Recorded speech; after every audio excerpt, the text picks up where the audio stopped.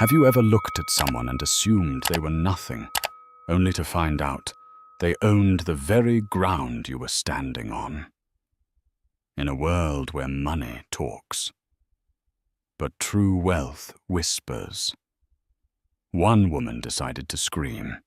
Meet Dominic, a husband who thought he was playing the field, and Elsa the mistress who thought she'd won the jackpot. They laughed at his plain wife, Vivian, for wearing old clothes and flying economy, but they didn't know a secret that would shatter their reality. The hotel they slept in, the casino they gambled in, and even the airport they landed at, all belonged to her.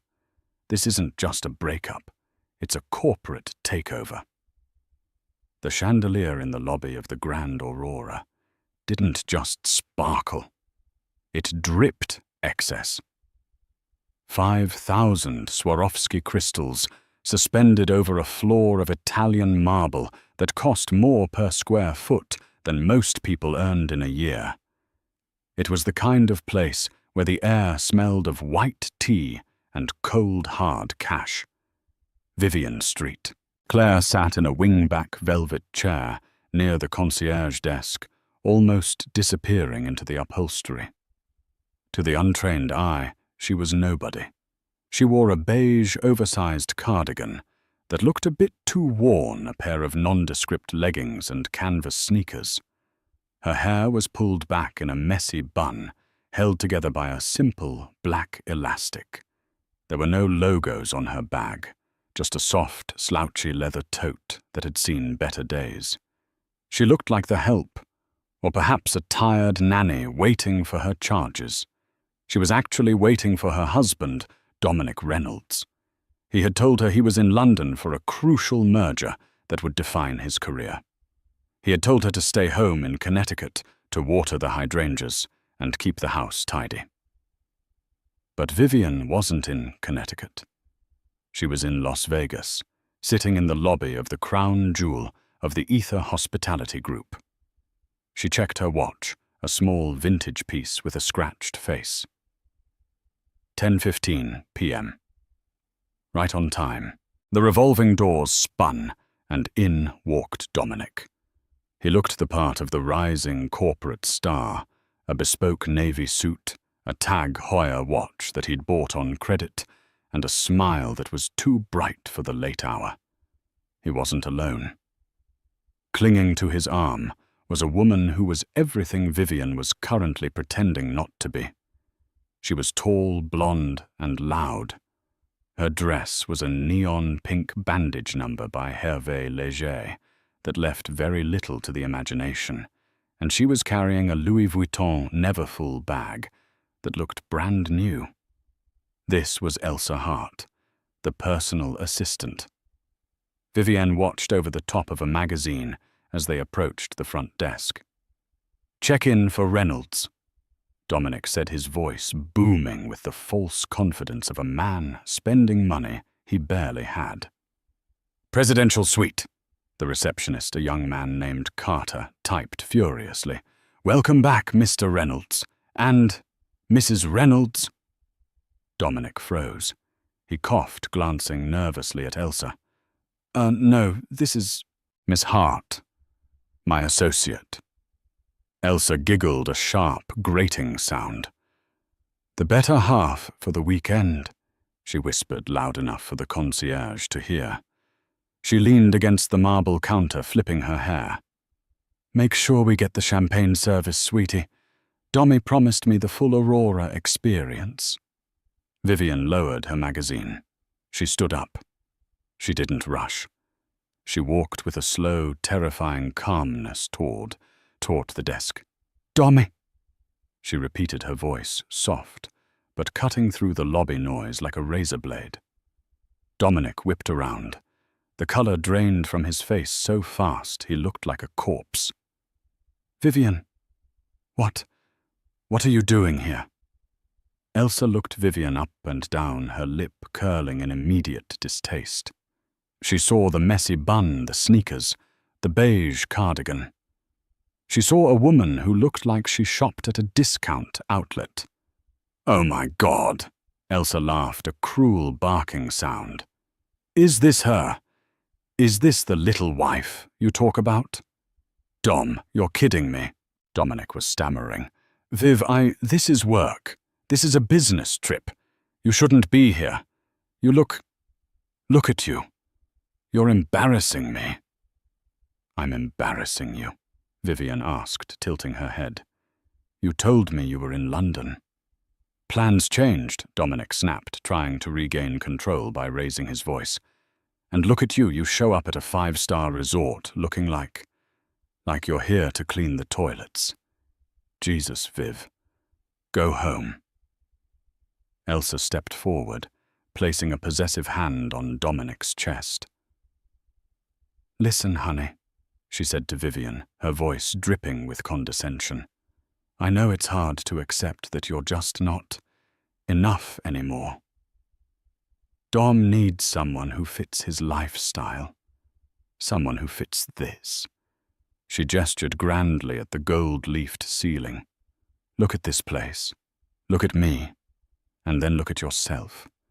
You're a frantic housewife in sweatpants crashing a high rollers party. Vivian didn't blink. She looked at Elsa's hand on her husband's chest. Then she looked at the receptionist, Carter. Carter's eyes went wide. He had looked up. He recognized the woman in the beige cardigan. His mouth opened to speak, to say, Good evening, Madame St. Clair.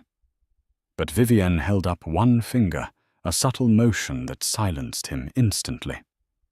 I see, Vivian said quietly to Dominic. So this is it. You're trading me in. I'm not doing this here, Dominic hissed, grabbing his keycard from the confused receptionist. Go home, Vivian. Take the bus, take a train. I don't care. Just get out of my sight before security drags you out for loitering. Elsa laughed again. Maybe we should give her some chips, Dom. Let her play the penny slots. She looks like she needs a win. She dug into her Louis Vuitton bag and pulled out a crumpled $5 bill, tossing it at Vivian's feet. Go buy yourself a coffee, sweetie. The adults are talking. The bill landed on the polished marble. The lobby went silent. A few guests turned to watch. Vivian looked down at the $5. Then she looked up at Dominic. Pick it up, she said. What? Dominic scoffed. Pick it up. You're insane, Dominic muttered. He grabbed Elsa's hand. Come on, babe. Let's go to the suite. She's pathetic. They turned their backs on her. As they walked toward the golden elevators, Elsa's laughter echoed off the walls. Did you see her shoes, goddom? I did you a favor taking you off that leash. She's practically a peasant. Vivian stood alone in the center of the lobby. Carter, the receptionist, looked terrified. Madame, he whispered, shall I call security? Shall I have them removed? Vivian bent down and picked up the $5 bill. She folded it neatly and placed it in her pocket. No Carter, she said, her voice dropping the frantic housewife act, revealing the steel beneath. Let them enjoy the night. Let them order the champagne. Let them think they own the world.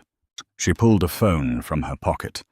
Not the cracked iPhone she used around Dominic, but a sleek black satellite phone. Because tomorrow, Vivian smiled, and it was a smile that promised total scorched earth destruction. I'm going to remind everyone who actually owns it. Dominic Reynolds felt like a king. The presidential suite on the 50th floor was larger than the first house he and Vivian had bought together. It had a wraparound balcony overlooking the neon strip, a grand piano, and a bathroom stocked with Hermes amenities. He poured 2 glasses of Krug champagne, $400 a bottle, charged to the room, of course. To us, he toasted, clinking glasses with Elsa. She was lounging on the velvet chaise, scrolling through Instagram. I still can't believe she showed up. Elsa giggled, taking a sip. She looked so grey. Does she even own a dress? Vivienne is simple, Dominic said, waving his hand dismissively. She doesn't understand this world, the luxury, the power. She's content with coupons and leftovers. I've outgrown her Sarah. I need someone who can stand next to me when I make CEO. When we make CEO, Elsa corrected, winking. You know the staff treated us like royalty downstairs. Did you see that receptionist? He looked like he was about to bow. That's because I'm a platinum member, Dominic lied. He wasn't. He was using a corporate card that was technically flagged for travel expenses, but he figured he'd bury the cost in the quarterly report. Dominic walked to the window, looking out at the sprawling complex of the hotel, the casino below, and the private airfield in the distance where the Gulf Streams were landing. One day, Dominic sighed, I'm going to run a place like this. Little did he know he was currently standing inside a very small part of his wife's portfolio.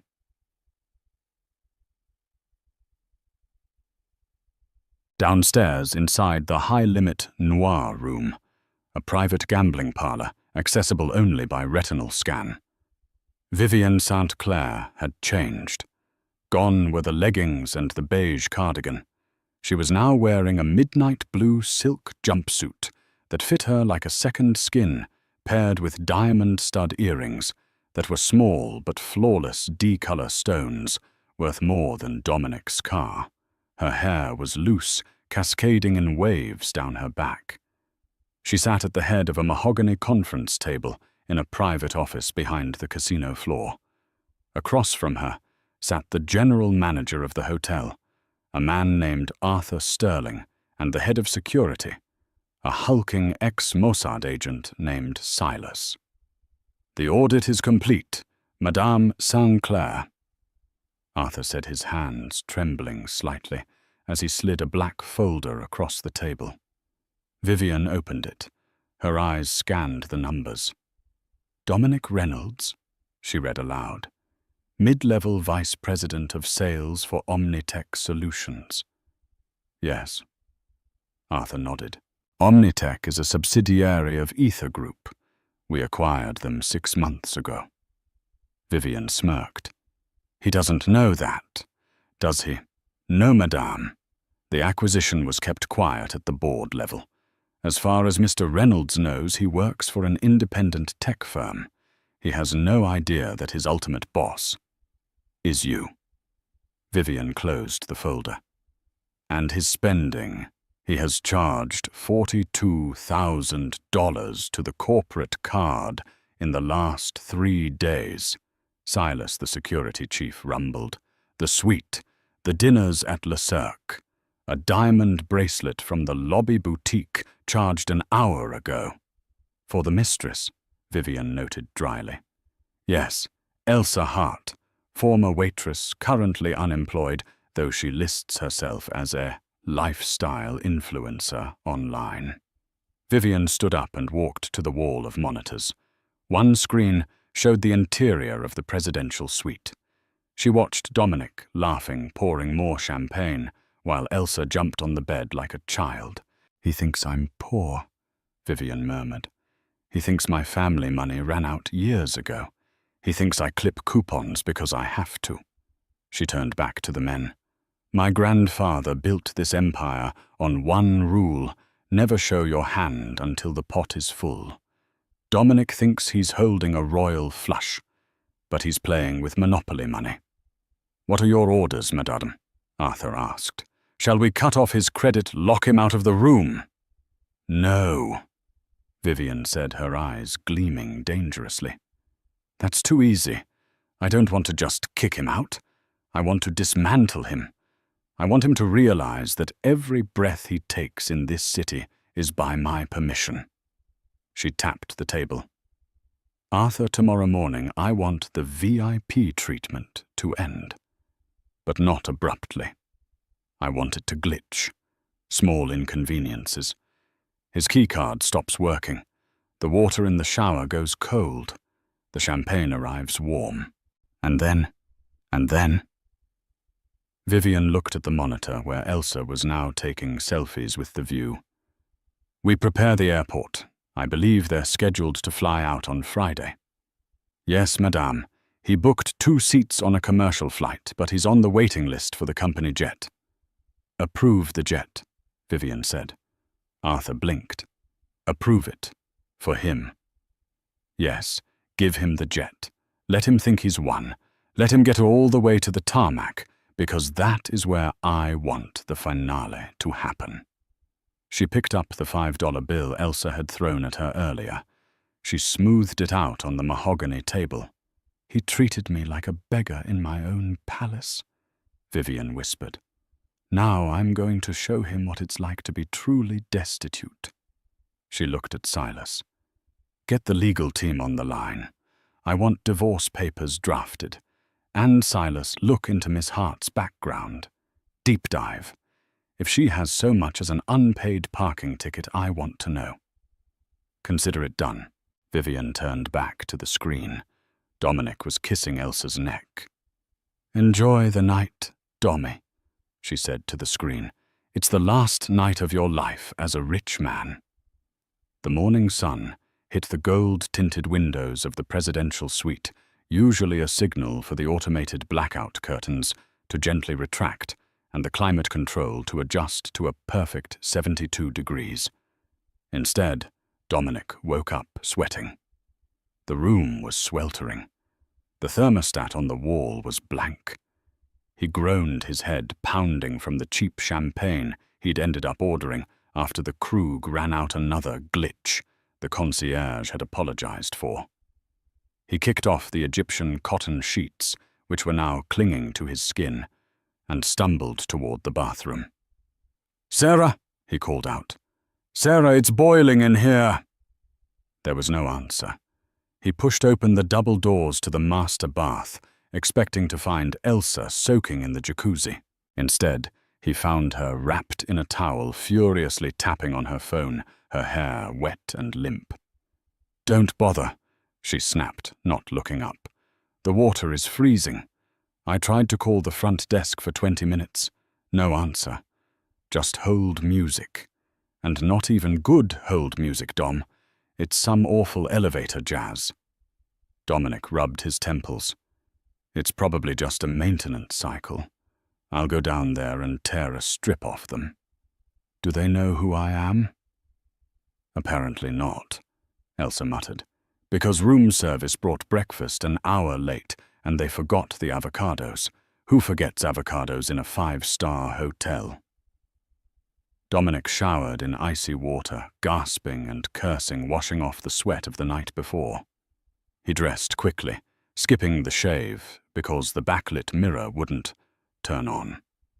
He felt a creeping sense of unease, a tiny fracture in his perfect weekend.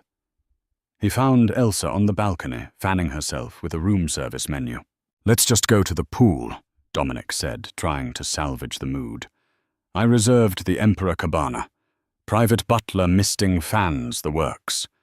We'll cool off there." Elsa perked up. "Fine. But you're buying me those earrings we saw in the lobby to make up for the cold shower." "Done," Dominic said, though his stomach tightened.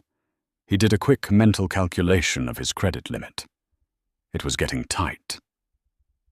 They took the elevator down. It stopped on every single floor from 50 to 1, picking up families with crying children and tourists with oversized backpacks, despite Dominic pressing the Express button repeatedly. When they finally reached the pool deck, the heat was radiating off the concrete. The Oasis pool was a paradise of palm trees and turquoise water. Dominic marched toward the VIP section, the velvet rope parting as he approached the attendant. "Reynolds," Dominic said, adjusting his sunglasses. "Emperor Cabana." The attendant, a young woman with a clipboard, didn't smile. She ran her finger down the list. "I'm sorry, Mr. Reynolds. That reservation was cancelled." "Cancelled?" Dominic's voice rose an octave. I didn't cancel it.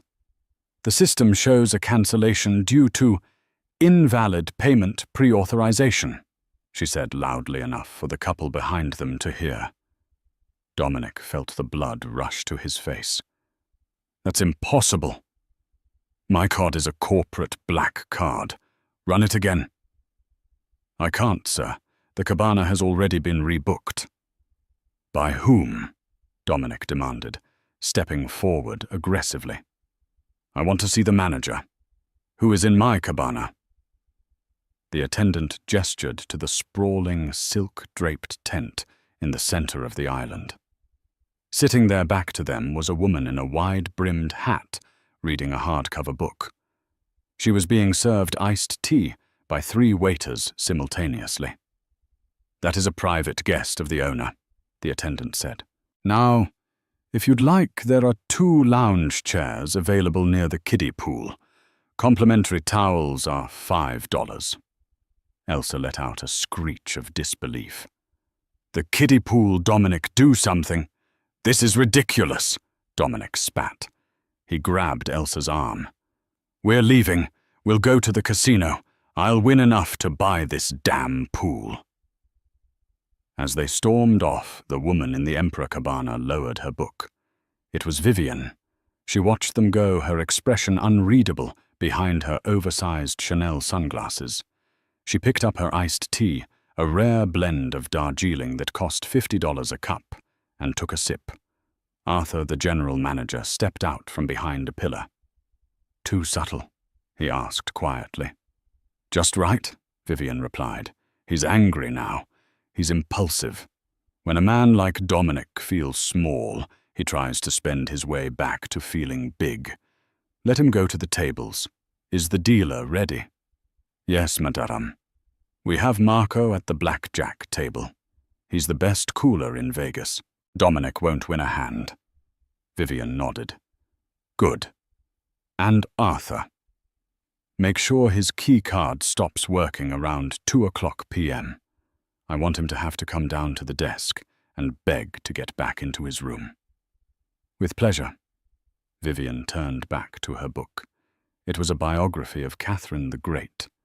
She found it inspiring. Meanwhile, on the casino floor, Dominic was unraveling. He had pulled $5,000 from the ATM, hitting his daily withdrawal limit, and dipping into the joint savings account he shared with Vivian. She won't notice, he told himself. I'll put it back on Monday with double the interest. He sat at a high-stakes blackjack table. Hit me, Dominic growled. He had a 16. The dealer showed a king. The dealer, a man with dead eyes and quick hands, flipped a card. 7. Bust. Unbelievable. Dominic slammed his fist on the felt. Beside him, Elsa was bored.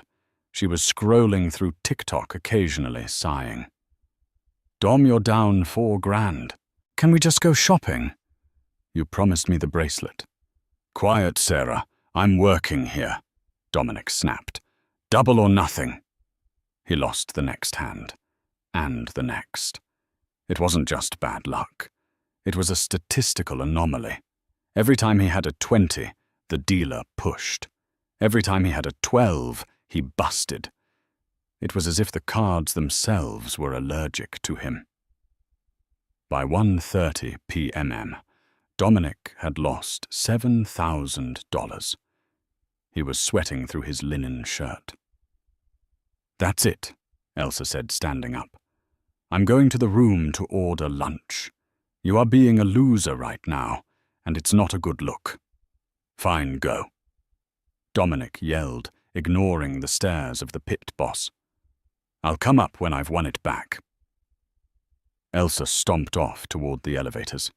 Dominic sat there, staring at his last $100 chip. He felt a vibration in his pocket. It was a text from Vivian. Hi, honey. Just checking in. The water heater at home broke, and the repairman needs $200. I don't have enough in the checking account. Did you move some money? Love. Viv. Dominic stared at the phone. The audacity. He was here losing a fortune, and she was bothering him about a water heater. He typed back, "Handle it yourself. I'm in a meeting. Stop spending money." He threw the phone down and pushed his last chip forward. "All in." The dealer flipped an ace and a jack, blackjack, for the house. Dominic stared at the table, his vision swimming. He was broke. Cash broke. He had to use the corporate card for everything else now. He stood up, his legs shaky, and headed for the elevators. He needed a drink, and he needed to scream at someone. When he got to the elevator bank, he saw Elsa arguing with a security guard. "What do you mean, access denied?" she was shrieking.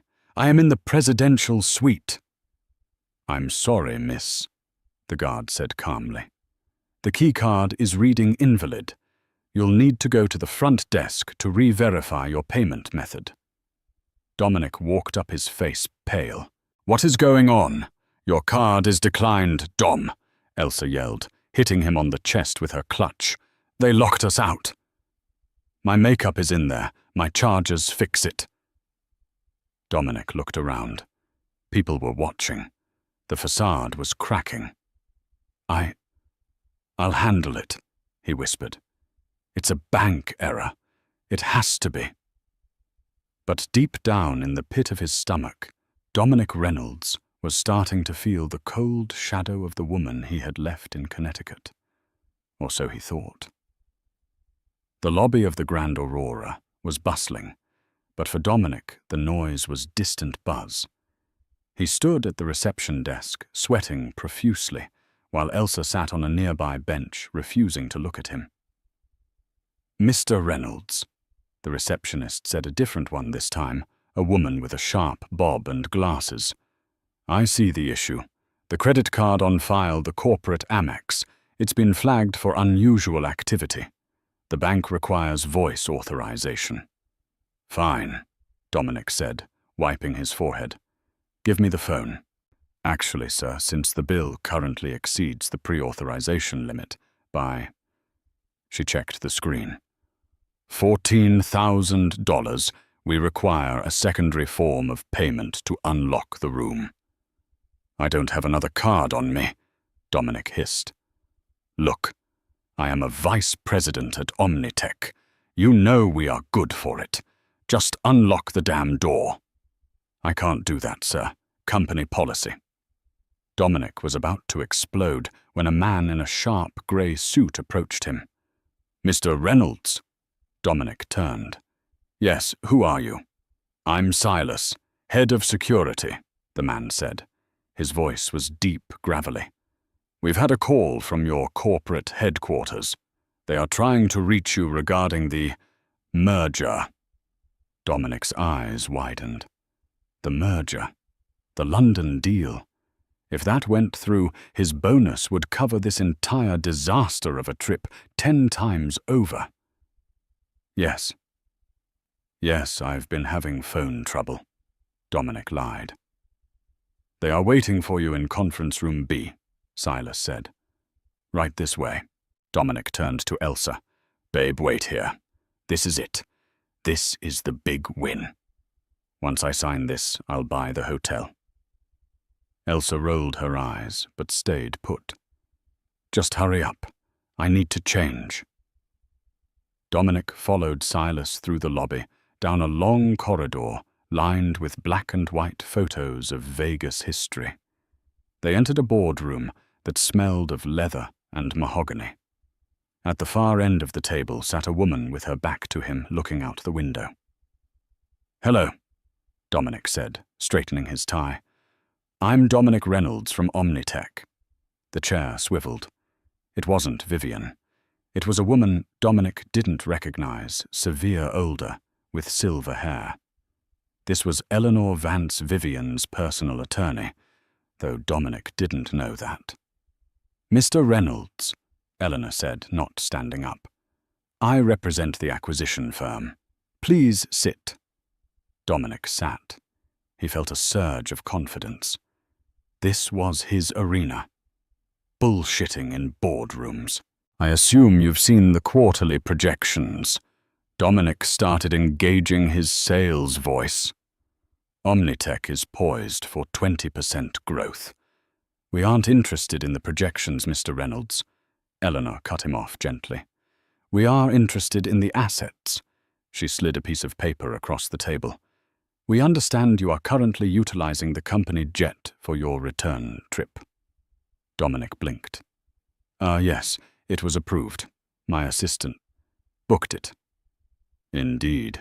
The Gulfstream G650. It's waiting on the tarmac now. Dominic's heart leaped. It's real. The jet was real. That meant the company still valued him. The hotel credit card issue really was just a glitch. Excellent, Dominic said, relaxing. I appreciate the hospitality.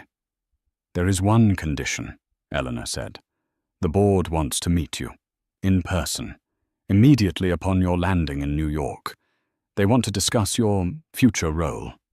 Of course, Dominic beamed. I'd be honored. Good. The jet leaves in 2 hours. I suggest you gather your things. We have taken the liberty of settling your hotel bill to ensure a swift departure. Dominic nearly collapsed with relief. You paid the bill. It has been absorbed into the acquisition costs, Eleanor said with a tight smile. Consider it a signing bonus.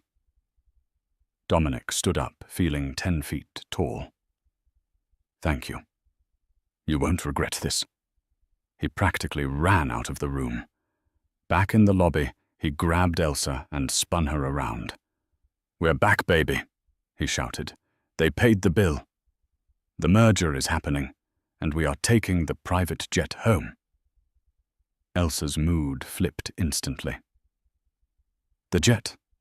The private one. Oh my God. Dom, I need to take pictures. Let's go pack. We have a plane to catch. Up in the penthouse, no longer the presidential suite, but the owner's penthouse on the top floor. Vivian watched the feed from the boardroom. Eleanor walked in. He took the bait, Madame St. Clair. He thinks he's being promoted, Vivian said, staring at the screen where Dominic was high-fiving a confused bellboy. He thinks the company paid his bill. He doesn't realize that he is the liability we are acquiring, Eleanor noted. Vivian turned away from the screen. She walked over to a mannequin where a new outfit was waiting. It wasn't the beige cardigan. It wasn't the silk jumpsuit.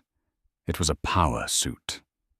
White, sharp, the kind of suit a woman wears when she is about to execute a hostile takeover.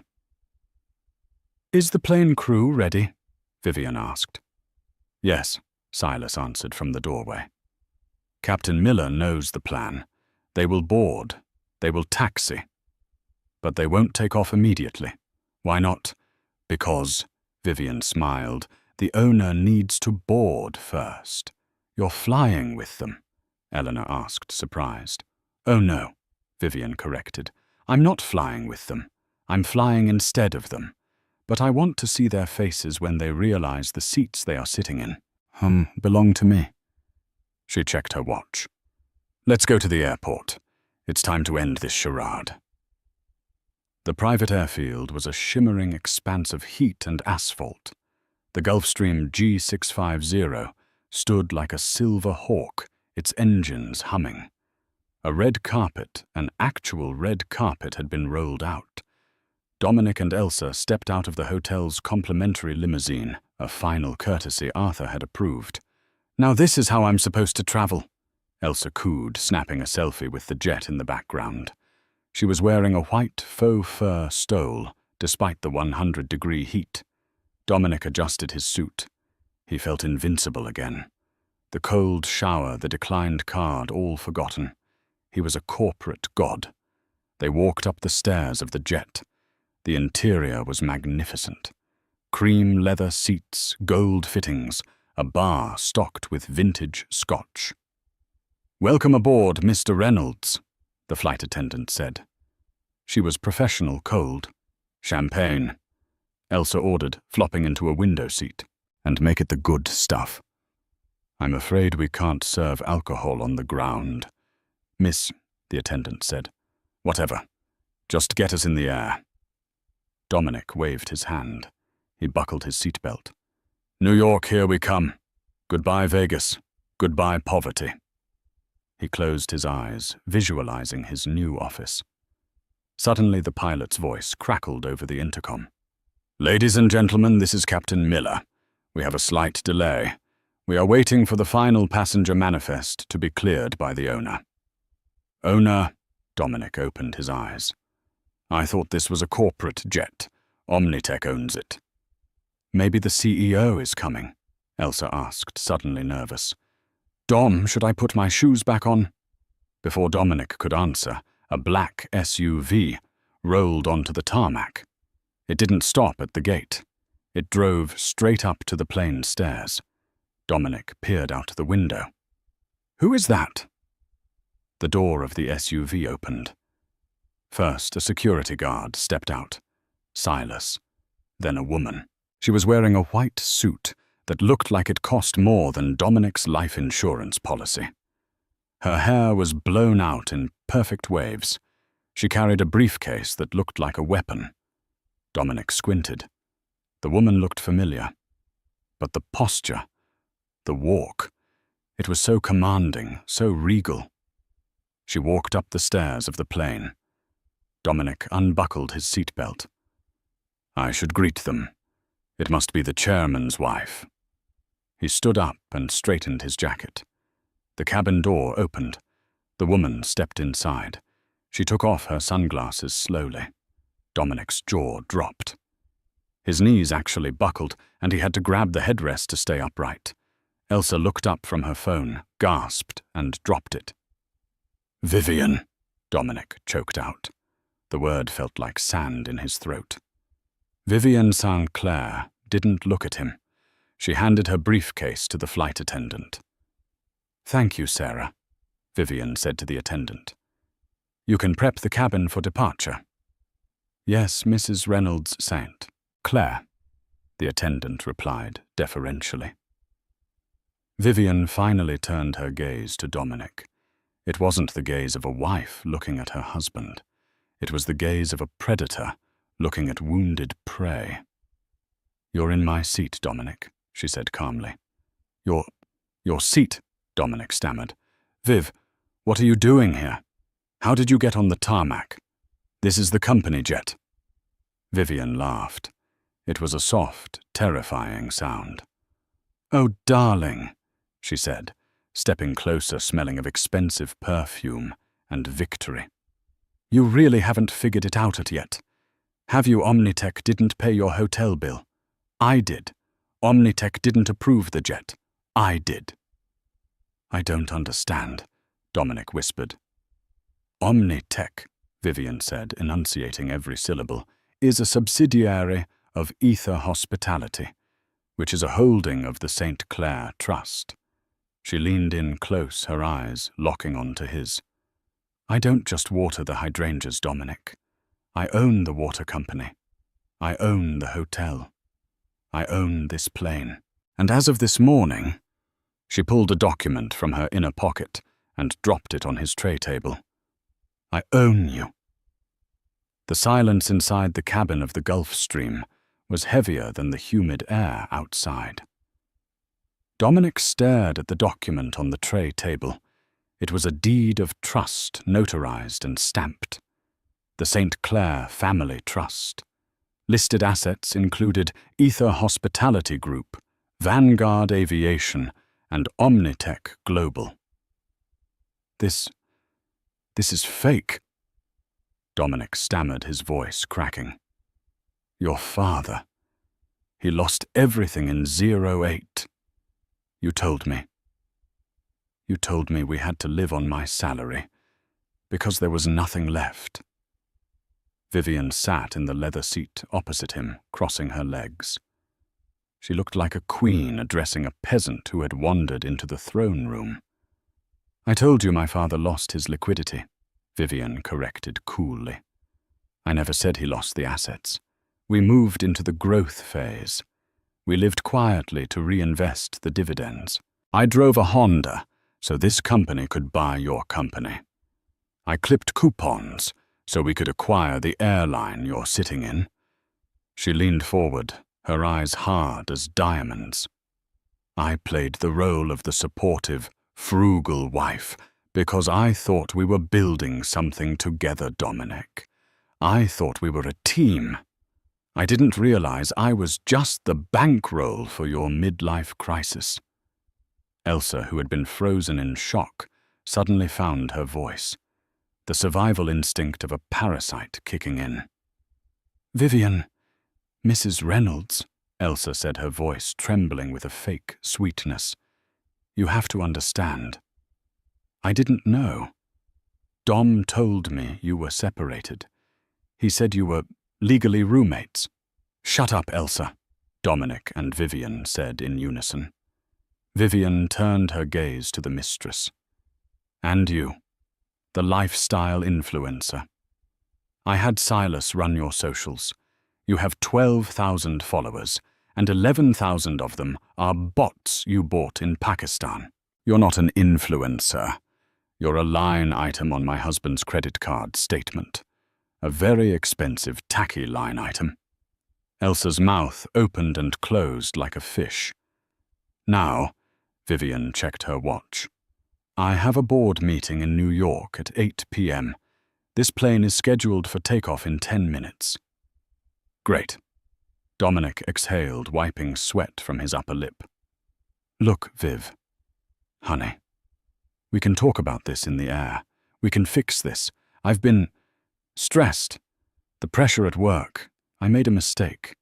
But we're married. We can work it out." He reached for her hand. Vivian pulled back as if he were radioactive.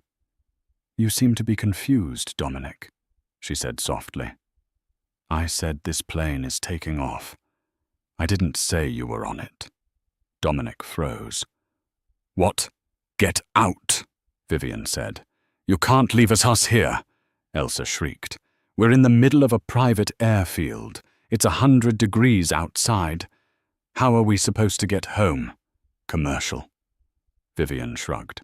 "I hear Spirit Airlines has a sale on middle seats, although given that I've frozen all your assets, Dominic, you might want to look into a Greyhound bus." "Frozen my assets." Dominic stood up, hitting his head on the overhead bin. "You can't do that. That's my money." "It's marital money." Vivian smiled a shark's smile. "And since I suspect you're about to be unemployed, I've petitioned the court to freeze the accounts to prevent wasteful dissipation. Buying a diamond bracelet for a mistress counts as wasteful, by the way." She pressed the call button. "Silas." The large security chief appeared in the doorway of the plane. "Mr. Reynolds and Miss Hart are leaving now," Vivian said. "Help them with their luggage, and by help I mean throw it on the tarmac." "No, my Louis Vuitton!" Elsa screamed as Silas grabbed her bag and tossed it out the door. It hit the asphalt with a sickening crunch. "Dominic, move," Silas grunted. "Vivian, please," Dominic begged, backing away. "Don't do this. I'm a vice president. I have dignity." "You left your dignity in the casino when you tried to gamble with my money," Vivian said, picking up a magazine. "Goodbye, Dominic. See you in court." Silas grabbed Dominic by the back of his expensive suit jacket and physically marched him to the door. Dominic stumbled down the stairs, nearly tripping over Elsa, who was on her knees checking her bag for scratches. The stairs retracted. The door sealed shut with a heavy thud. Dominic and Elsa stood on the burning, hot asphalt. The heat waves shimmered off the ground. Inside the cool, pressurized cabin, Vivian signaled the pilot. The engines roared to life. A blast of hot jet wash hit Dominic and Elsa, blowing Elsa's hat across the runway and covering Dominic's face in dust. They watched the G650 taxi away, a silver bullet shooting towards the sky.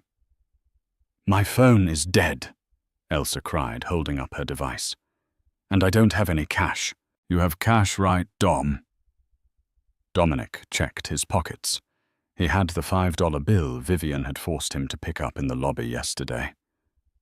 That was it. He looked at the $5. Then he looked at the distant terminal building, a mile-long walk across the sun-scorched restricted zone. "Start walking," Dominic muttered. "I hate you," Elsa screamed, throwing her heels at him. "This is all your fault." "Shut up," Dominic roared back, the reality of his situation finally crashing down on him. "Just shut up and walk." Monday morning in Connecticut usually brought Dominic a sense of superiority. He would drive his leased BMW into the Omnitech parking lot park in his reserved spot and walk in like he owned the place. This Monday was different. He had arrived back in Connecticut at 3 a.m.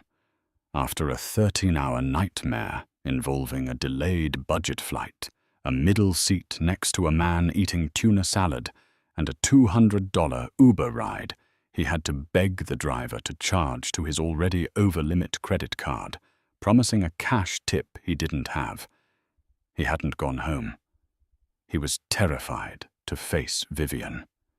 He had slept in his car in the office parking lot. He woke up at 7:30 a.m.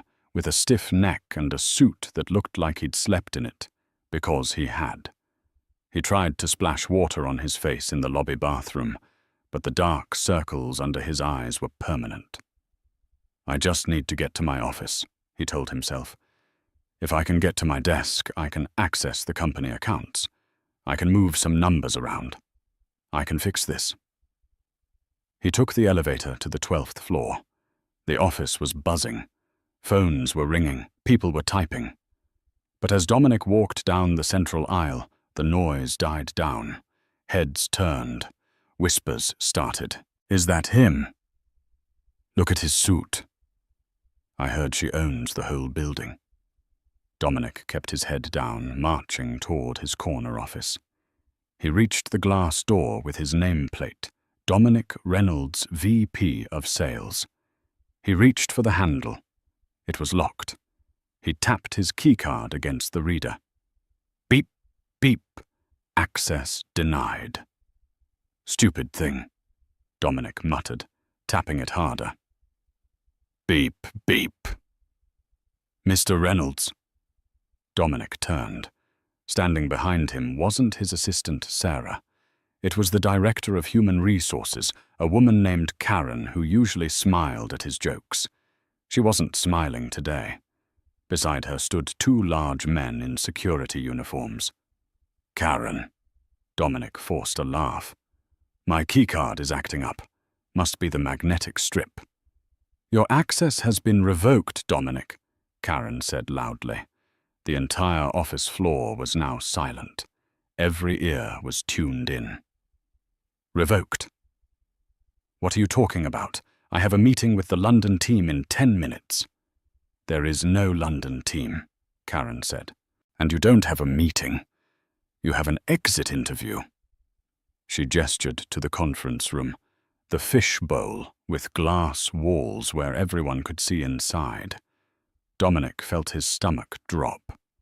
"I'm not doing this here. I want to speak to the CEO. Get Mike on the phone." "Mike doesn't work here anymore either," Karen said. "He was let go this morning for lack of institutional controls. The new acting CEO is flying in from New York, but she left instructions regarding you." "She," Dominic whispered. "Please step into the conference room, Dominic. Don't make us drag you." Dominic walked into the room. Sitting on the table was a single cardboard box. Inside were a stapler, a framed photo of him and Elsa which he had foolishly kept on his desk, and a stress ball. Karen slid a thick stack of papers across the table. "This is your notice of termination," she said. "On what grounds?" Dominic demanded, trying to find his old bluster. "I am the top salesman in this division. I brought in the Parker account. Grounds." Karen opened a folder. Let's start with embezzlement. I never stole a dime. You utilized the corporate American Express for personal travel to Las Vegas, Karen read. Charges include a presidential suite at the Aurora Gambling Chips jewelry purchases and dining. Total unauthorized spend, $42,300. That was a business trip. I was meeting a client. We checked, Karen said monotonously. There were no clients, just a Miss Elsa Hart. Furthermore, you attempted to commandeer a corporate asset, the G650 jet for personal transport, without authorization. Vivian authorized it, Dominic shouted. She was there. Mrs. St. Clair, Karen corrected sharply, is the chairman of the board. You are an employee. She did not authorize you to use the jet. She reclaimed it. Karen flipped the page. Additionally, we have violations of the morality clause. Bringing a mistress to a company-owned property and verbally abusing staff members, specifically the reception team at the Aurora, who filed formal complaints about your conduct. Dominic sank into the chair. So, I'm fired. Terminated with cause, Karen said, which means no severance package, no stock options. Those are forfeited. But I need that severance, Dominic cried. I have a mortgage, I have car payments. Actually, Karen pulled out another document regarding the $42,300 you stole. The company is filing a civil suit to recover those funds. We will be garnishing any future wages and placing a lien on your personal assets. You can't do that, Dominic whispered. It's already done. Security will escort you out. One of the guards stepped forward. Let's go, Mr. Reynolds. Dominic stood up. He grabbed the cardboard box. He walked out of the glass room. The walk to the elevators felt like a funeral procession. His former colleagues. People he had bragged to, people he had belittled watched him go. Some looked pitying. Most looked amused. He saw his assistant Sarah typing furiously on her computer. She didn't even look up. As the elevator doors closed, cutting off his view of the life he used to have, his phone buzzed. He looked at the screen. It was a text from Elsa. Hey Dom, I saw the news online. TMZ picked it up. Husband of hotel heiress fired for embezzlement. Dominic typed back. Sarah. I can explain. It's a misunderstanding. I'll fix it. 3 dots appeared. Then the message came through. Don't bother. I'm blocking you. Also, the diamond bracelet is fake. The pawn shop laughed at me. You're a loser, Dominic. Goodbye. Dominic stared at the phone. The blocked symbol appeared next to her name. He walked out of the building into the harsh sunlight of the parking lot. He walked to his BMW. A tow truck was backing up to it.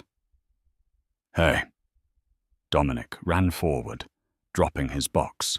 The stapler clattered across the pavement. What are you doing? That's my car.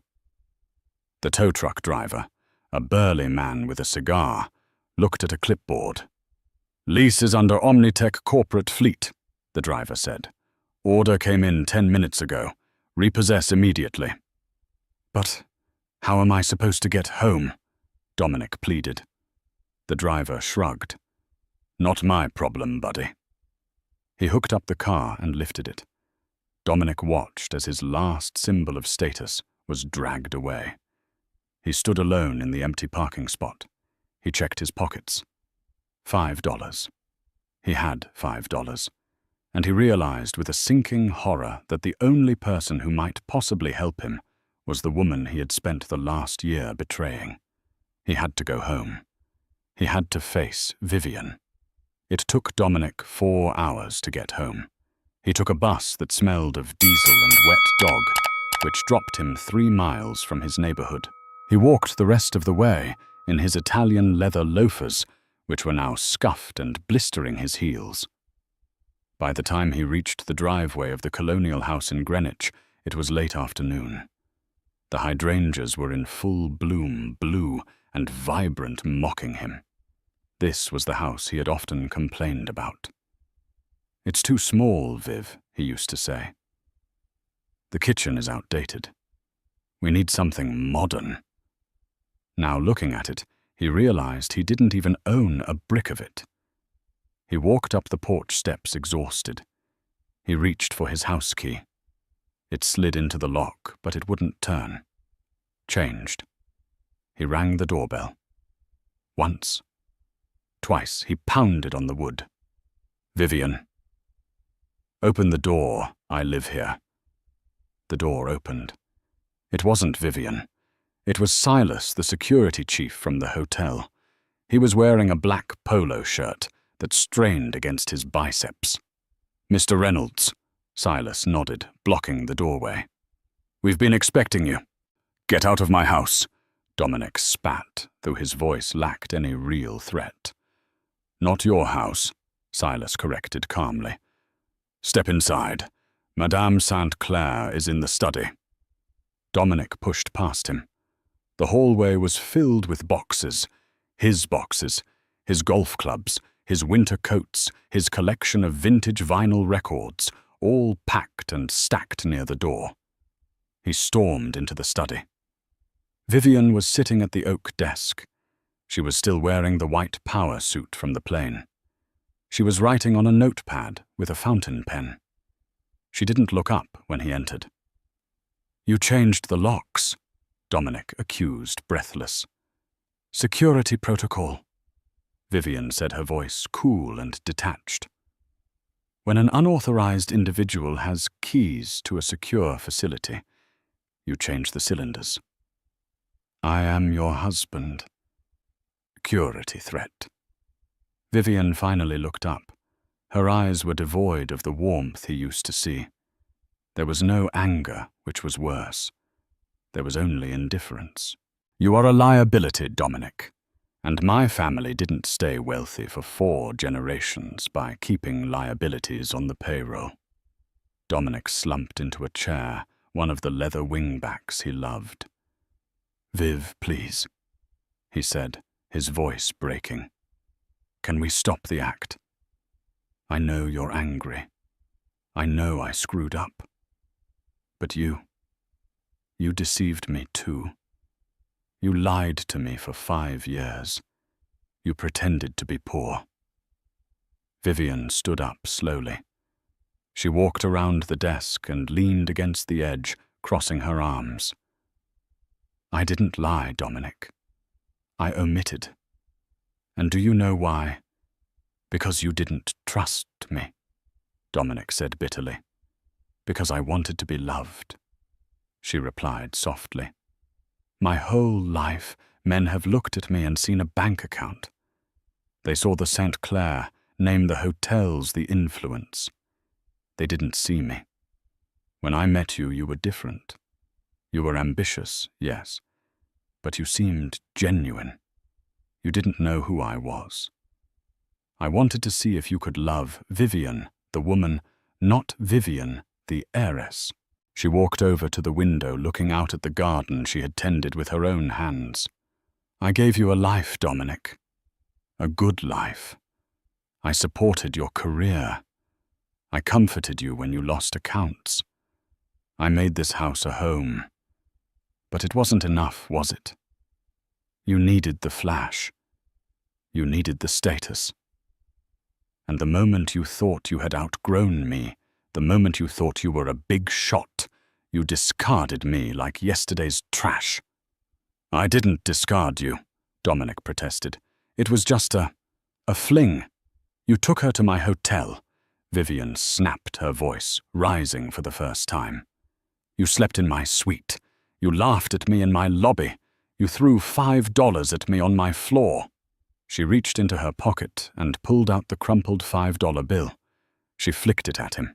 It hit his chest and fluttered to the floor. "Here, you might need this." Dominic stared at the bill. "So what now?" he whispered. "You divorce me. You take half my stuff." Vivian laughed dryly. Half. Oh, Dominic, you really didn't read the papers we signed before the wedding, did you? Dominic frowned. The prenup I insisted on, that I wanted to protect my 401k. Yes. Vivian smiled. You were so worried about your $50,000 in savings that you demanded a strict separation of assets. You insisted that what is mine and what is yours is yours. She picked up a blue folder from the desk. My lawyers were thrilled. You signed away any claim to the St. Clair estate. You signed away alimony. You signed away the house which is held by the trust. You walked into a fortress and locked yourself out. She tossed the folder onto his lap. This is the divorce decree. It's already filed. You leave with exactly what you brought into this marriage, which after the lawsuit for the money you stole from the company is effectively zero. Dominic felt the room spinning. It was a total checkmate. He had built his own prison brick by arrogant brick. Where am I supposed to go? He asked, his voice trembling. Vivian, I have nowhere. I heard Elsa is looking for a roommate, Vivian said icily, though I doubt she'll take you without a credit card. She pressed a button on her desk phone. Silas. He's ready. Silas appeared in the doorway. Time to go, Mr. Reynolds. Dominic stood up. He looked at Vivian one last time. He wanted to scream, to beg, to apologize. But looking at her, standing there in her suit, powerful and untouchable, he realized he had never really known her at all. He had been living with a sleeping dragon, and he had been foolish enough to poke it. Goodbye, Dominic, she said, turning her back to him to rearrange a vase of flowers. Silas grabbed Dominic's arm, not gently. He escorted him out of the study down the hallway, past the photos of their wedding that were already being taken down by a maid. They reached the front door. Silas shoved a dolly loaded with boxes onto the porch. The Uber is waiting at the curb, Silas said. Madame paid for it. It's a pool ride. You're sharing with 2 others. The heavy oak door slammed shut. The deadbolt clicked. Dominic stood on the porch, surrounded by his cardboard boxes. The sun was setting, casting long shadows across the lawn he used to think was his. He dragged his boxes down the driveway to the waiting Toyota Camry. The driver popped the trunk.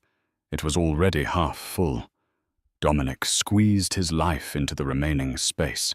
He climbed into the back seat, squeezing next to a teenager listening to loud music.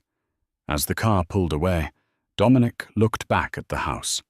The lights in the study turned off. The lights in the master bedroom turned on. Vivienne was moving on. The mistress was gone. The job was gone. The money was gone. He reached into his pocket, and his fingers brushed the crumpled paper. He pulled it out. $5. He started to laugh, a low, hysterical laugh that made the teenager next to him inch away. He laughed until tears ran down his face, realizing that the joke in the end was entirely on him. And that is the tragic yet satisfying downfall of Dominic Reynolds. He chased the glitter and lost the gold. He thought power came from a credit card limit and a loud mistress, never realizing that true power, the kind Vivian held, doesn't need to shout to be heard. It's a brutal lesson. Be careful who you step on while climbing the ladder, because they might just own the building. Dominic learned the hard way that when you laugh at your partner, you better make sure you aren't standing on a trapdoor they control. What would you have done if you were Vivian? Would you have forgiven him, or was the airport takedown exactly what he deserved? Let me know in the comments below. I read every single one. If you enjoyed this story of karma and justice, please smash that like button. It really helps the channel grow. And don't forget to subscribe and hit the bell icon so you never miss the next dramatic real-life story. Thanks for watching and see you in the next video.